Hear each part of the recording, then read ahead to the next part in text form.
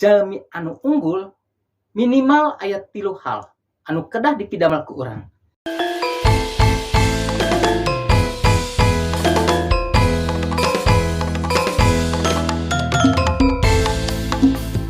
Sangkan lalampahan urang jamuga aya 3 hal anu kedah dipidamel ku urang.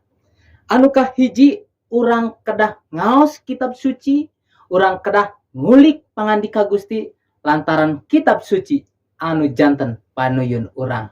Anu kadua, urang ngadeklarasikeun janji Gusti dina kahirupan urang. Sangkan naon anu dideklarasikeun eta anu bakal kajantenan. Eta anu bakal kaalaman ku urang.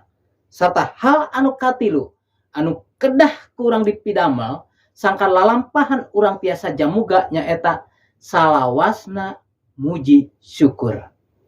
Muji syukur ka Pangeran salah satu buktos wujud yen urang percanten sagemblengna. Gusti Yesus ngaberkahan.